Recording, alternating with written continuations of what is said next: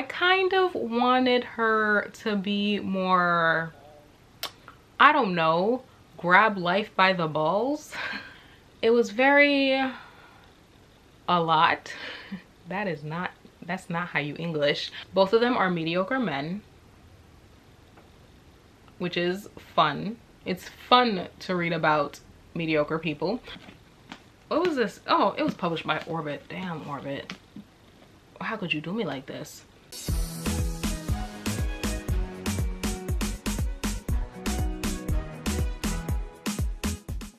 Alrighty, so hey, how's it going? How's life? My name is Sophia. Welcome back to my channel.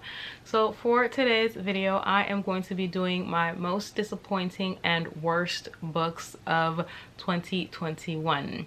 Now, last year wasn't the best reading year for me in terms of quality and quantity. If I'm being completely honest, most of the books I read were just meh to me. And so this is going to be a fairly shorter list. So without further ado, let's get into my most disappointing and worst books of 2021. The first book I have to talk about on this list isn't actually the book's fault. I more so blame this on me having certain expectations that this book wasn't trying to achieve. And for me, that is going to be Fireheart Tiger by Aliette de Bodard. In this book, you are following our main character, Tan, who is sold off to this ruling empire in order to be held as a political hostage. This is a low fantasy story inspired by pre-colonial Vietnam. When I first heard about this book, it was pitched as a sapphic romance, and so when I decided to pick it up, I went into it expecting a romance, and that isn't what I got at all. This story is mainly a character study of Tan and her journey, and also how she deals with trauma within her life. And the romance aspect of this story is very little. It is a drop in the bucket. And so because I had expectations for a sapphic romance and that isn't what I got, I was like highly disappointed in it.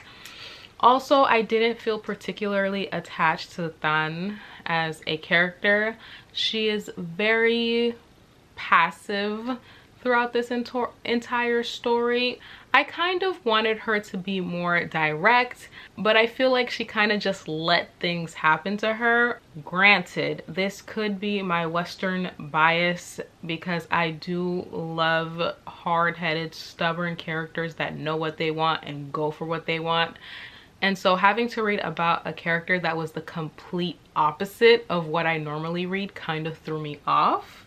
All in all, I don't think this is a bad book. I think it's a well-written book. I think the characters are well developed, but because I had certain expectations, I ended up being disappointed a lot. If anybody pitches this as like a sapphic romance, don't listen to them, okay? They're lying to you because that is not what this book is about at all. The next book I have to talk about is probably my biggest disappointment of this year, and that is going to be Redemptor by Jordan E. Fuego. Honestly, I don't know where to start with this book. I read Raybear last year and it was one of my favorite books that I read. I thought that the characters were amazing, the world was immersive, the relationships were so well explored, and those were the biggest parts of the story that I liked. And I'm not gonna lie, I did have a few criticisms of Raybear, mostly when it came to exploring the magic system and the council sibling relationships. I wish that Jordan E. Fuego had expanded upon those relationships just a bit more. And so going into Redemptor, I was hoping that the few minor criticisms I had of Raybear would be fixed, but no. Instead of fixing those issues that I had, I feel like those issues were made worse in Redemptor. The characters weren't as well developed as they were in the first book. The relationship dynamics weren't explored at all. As a matter of fact, Jordan y Fuego does that trope where you meet the found family in the first book and oh no, they need to be separated in the second book, which is honestly, it's my least favorite thing that authors do. Also, the pacing was just not it. It felt rushed. It felt forced in a way, simply because Raybear ends with Tarisai having to complete 2 missions. I'm not gonna tell you what the missions are because of spoilers. And so Redemptor is basically following Tarisai as she tries to complete the 2 missions that she has. And instead of separating it into a trilogy and fully focusing on each mission, it felt like Jordan y Fuego just kind of just rushed it. Like, we didn't get enough time to explore these 2 plot points with the amount of depth and care that they needed. And also there's a love triangle, and like, if you've read YA, you already know this particular pattern that authors like to follow. Main character meets love interest, they fall in love, woo woo. Main character and love interest are separated. Main character meets a new romantic love interest. But we all know who the main character is gonna choose in the end. And so it was like, why? What was the purpose of this character? Like this character sucked. In terms of being a love interest, I did not feel the chemistry. I did not feel the slow burnness of the relationship. I just thought that this guy wasn't even gonna last, and obviously he didn't. I feel like Jordan y Fuego took everything I loved and adored in the first book and just completely threw it in the trash, which honestly breaks my heart. If I'm being completely honest, I don't think Redemptor is like the worst book I ever read. I don't think it's a horribly written book, but Raybear just set the bar so high, and just Redemptor just couldn't keep up, unfortunately. This duology should have been split up into a trilogy, but what can you do? The next book I have to talk about is another instance of me loving and adoring another work by this author and going into this book hyped only to be let down. And for me, that is going to be The Jasmine Throne by Tasha Suri. Now, I read the Books of Amba duology a couple of years ago, I believe in 2019. And I loved that duology. I particularly loved the romance, especially in Empire of Sand. If you are looking for a slow burn desert fantasy, I highly, highly, highly recommend picking up Empire of Sand. It's just so freaking good. And so when I heard that sis was coming out with a sapphic romance, I was excited. I was excited for the political machinations. I was excited for the sapphic relationship. I was excited for the angst, the slow burn, all of that. And I did not get that at all in this book, unfortunately. In this story, we are following our 2 main characters. One, her name is Priya. She's a goody two-shoes and she's a servant.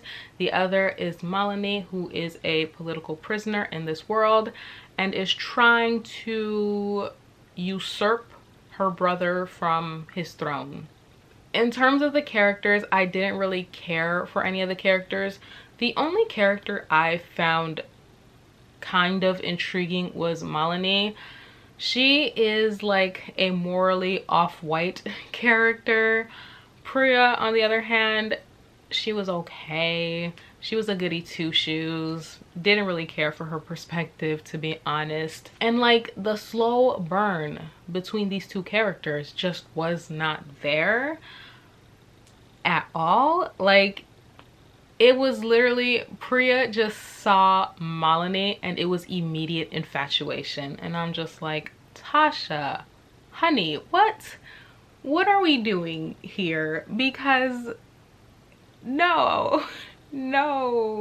I feel like the most interesting part of this book was the magic and the history of this world, and honestly I could have done without the romance, and I could have just, if Tasha Suri had dedicated this book to expanding upon the world, I feel like maybe I would have enjoyed it a little bit more. The political machinations, I think they were fine. I think the reason why I didn't really care about the politics as much as I did in Empire of Sand was because I wasn't as attached to the characters, and so when it came to the stakes, I was just like, meh, it is what it is. This is probably one of my most disappointing books of this year.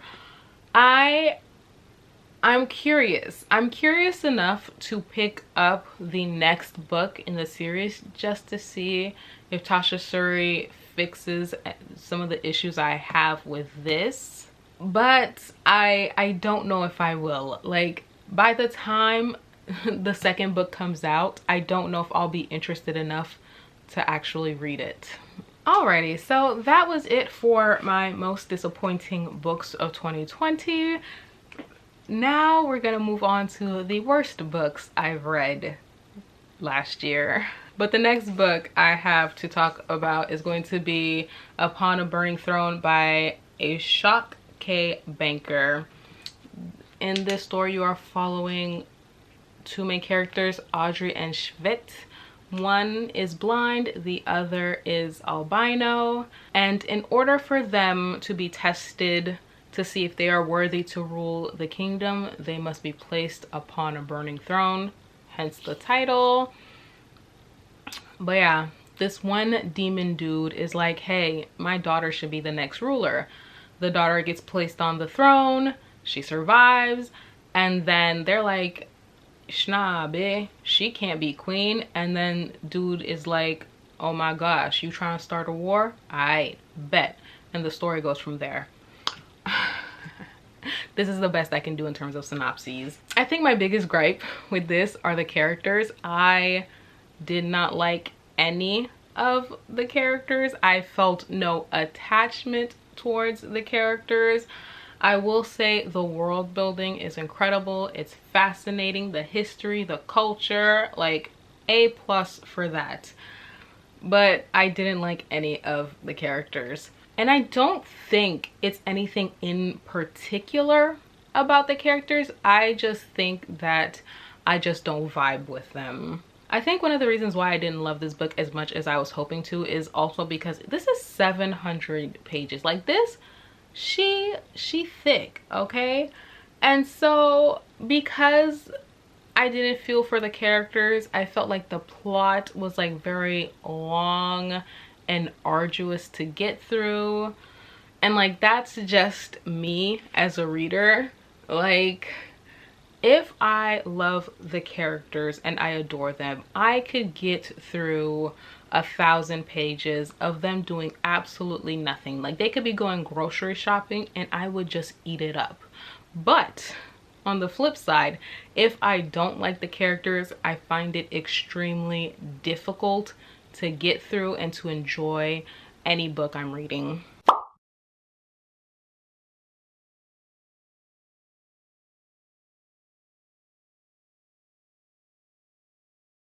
If you are interested in picking it up, I feel like I would still recommend this book to a particular audience, but for me personally, it just didn't do it for me, unfortunately. This book that I have to talk about was so incredibly hyped in 2020. Everybody and their mama was talking about it, and so I was intrigued. I was intrigued to pick it up, and honestly, I don't get it. I don't understand the hype. And that is going to be Rage of Dragons by Evan Winter. In this story, you are following our main character, Tao. Something happens to him. He goes on a vengeance quest. Chitty chitty bang bang gang gang. Okay? When I tell you, I think my biggest gripe is Tao. I did not like Tao at all. I thought he was annoying. I thought he was a pain in the ass. I thought that this man had not even 2 brain cells to rub together. Like, and reading from his perspective was just so annoying to me. Tao as a protagonist is completely useless. He is completely worthless, and I just don't like him. Another gripe I have with this is how the female characters were written. They were written terribly. Oh my gosh, they were so poorly written. You have Tao's love interest. I think her name is Shuri. Her only purpose in this book is to info dump. So whenever Tao, and by extension the audience, needs information, Shuri just magically pops up and says, okay, word vomit, here's everything you need to know. And that to me was just not good world building at all. Besides Tao, I think the biggest thing that really pissed me off with this book is definitely the world building. Not only because the fact that Shuri is just used as info dump, but also the fact that in this book we are constantly being told we need soldiers. We are in desperate need of soldiers, yada yada yada, every man on board, this, that, and the third, okay? But there are like these training sessions in this book. They're called skirmishes, and every single time they have a skirmish, it just ends in brutal murder and soldiers being maimed. And I'm like, if you need soldiers, if you are in such desperate need of soldiers, why are you killing off the ones that you do have? Can you make it make sense? Also, another thing is, like, this book is called Rage of Dragons, but where are the dragons? Where are they? Nowhere to be found. I will say that the best part of this book was the prologue. The prologue was incredibly written, so well written. And so, like, by the time I started reading the rest of the book, I was just like, what is this? This does not match the quality of the prologue, unfortunately. Here's the thing. I DNF this at 80% because I just could not. I was so freaking close to finishing this, but I just couldn't. And like, I texted my friend Tammy and I was like, I'm struggling, and she's just like, baby, DNF, let it go. I know that the second book came out, and like a part of me that is a masochist wants to read the second book just to see if I hate it, but like also I don't want to torture myself with the last 20% of this book. So there's that. Alrighty, so the final book on my worst books of 2021 is going to be Leviathan Wakes by James S.A. Corey.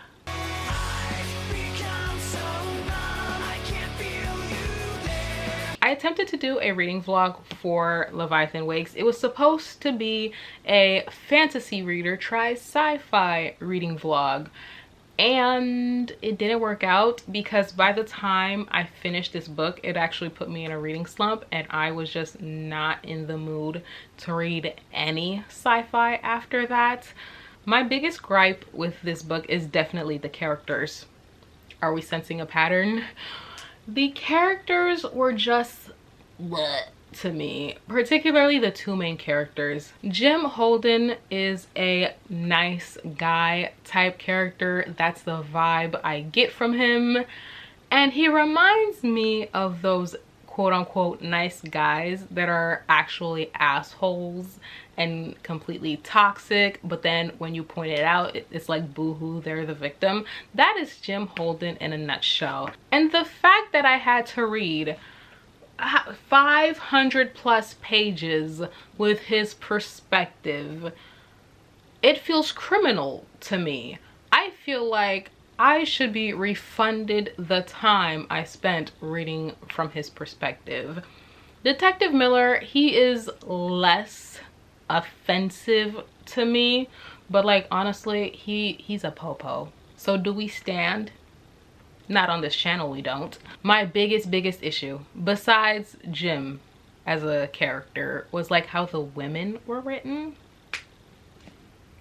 Like, the women in this story have absolutely no agency, and their only purpose is to be the obsessions and the love interest of these two mediocre men. I was intrigued enough with the plot to continue on with the story, despite my criticisms I had with the character development.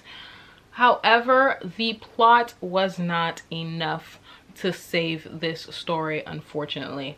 Because I didn't like the characters, I wasn't as engaged with the plot as I could have been. And this is like a chunky book. So why did I decide to finish it? I don't know. Obviously, I'm not the target audience for this book. I don't know if I ever have any plans to ever continue on with this author duo's work. Alrighty, so that was it for my most disappointing and worst books of 2021. Feel free to comment down below. Let me know some of the worst books you guys read last year. If you've reached the end of the video, feel free to comment a salt shaker emoji for my saltiness. I hope you guys enjoyed this video. I hope to see you guys soon with another video, and until then, I will see you soon. Bye.